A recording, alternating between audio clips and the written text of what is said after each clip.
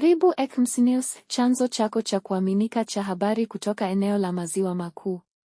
Mimi ni Natasha na hii ni muhtasari maalum kuhusu hali ya usalama na mapigano yanayoendelea mashariki mwa Jamhuri ya Kidemokrasia ya Kongo. Mapigano makali yaendelea katika Kivu Kaskazini na Kivu Kusini. Jumatano, Agosti 19, 2026. Mapigano yanaendelea kushika kasi mashariki mwa Jamhuri ya Kidemokrasia ya Kongo, hususan katika maeneo ya Kivu Kaskazini na Kivu Kusini, ikiwemo Kalehe, Masisi na Fizi.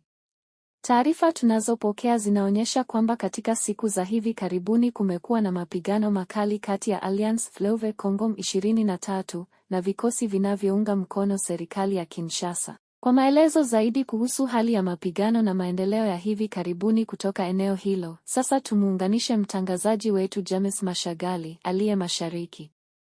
Asante Tasha. Jana mapigano makali yaliripotiwa katika eneo la Kalehe ambapo taarifa kutoka eneo hilo zinadai kwamba M23 ilichukua udhibiti wa maeneo kadhaa yakiwemo Mivoka, Ziralo, Biriko, Gashie na Kitazungula. Kwa mujibu wa taarifa hizo, maeneo hayo kwa sasa yanadaiwa kuwa chini ya udhibiti wa vikosi vya M23, huku mapigano yakiendelea kati ya M23 na vikosi vinavyounga mkono serikali. Mapigano hayo pia yameripotiwa kuhusisha matumizi ya ndege zisizo na rubani maarufu kama drones, ambazo zimetumika katika mashambulizi katika maeneo mbalimbali.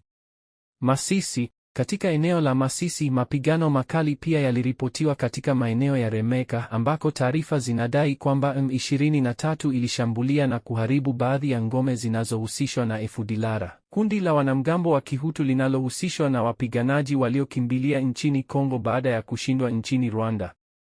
Eneo la Ntekomiko karibu na Kizunguti pia limetajwa katika taarifa hizo. Inadaiwa kwamba ngome kubwa ya wapiganaji hao katika eneo hilo ilichukuliwa baada ya mapigano makali ya jana. Taarifa zinaeleza kwamba eneo hilo lilikuwa likitumika kama kituo cha shughuli na operesheni za kijeshi, zikihusisha wapiganaji wanaotajwa kuwa Mutayamba na Kigingi, pamoja na wapiganaji wengine wanaohusishwa na Nyatura na FDLR. Fizi. Wakati huo huo, mashambulizi mengine yaliripotiwa katika eneo la Fizi ambapo taarifa zinaeleza kwamba ndege zisizo na marubani maarufu kama drones zilitumika katika mashambulizi hayo. Taarifa za awali kutoka eneo hilo zinadai kwamba drone ilishambulia hoteli moja katika kituo cha Fizi. Jina la hoteli hiyo bado linafanyiwa uchunguzi na Ekms News.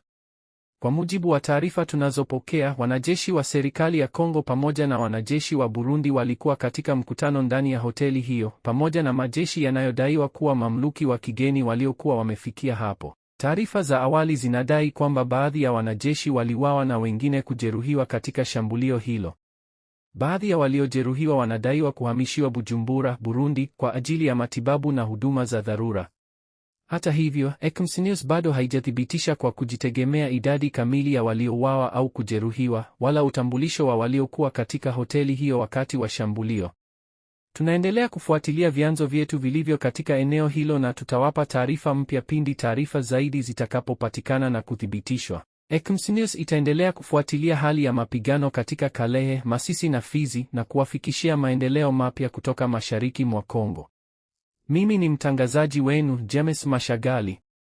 Asanteni kwa kutazama Ekms News. Asante kwa kutufuatilia katika muhtasari huu maalum wa Ekms News. Mimi ni Natasha. Tutaendelea kufuatilia kwa karibu hali ya usalama na mapigano yanayoendelea mashariki mwa Jamhuri ya Kidemokrasia ya Kongo, na tutawaletea taarifa mpya pindi zitakapopatikana na kuthibitishwa. Usisahau kusubscribe kwenye channel ya Ekms News ili kuendelea kupata taarifa za kuaminika kutoka eneo la Maziwa Makuu. Bonyeza kengele ya ili usikose habari mpya mara zinapotolewa. Shiriki video hii na marafiki, familia na makundi yenu ya kijamii. Habari hii inawahusu wote. Acha maoni yako hapo chini, tunapenda kusikia mtazamo wako kuhusu habari zetu na hali ya mashariki mwa Kongo. Asanteni kwa kutazama Ekms News. Tutaonana katika taarifa nyingine.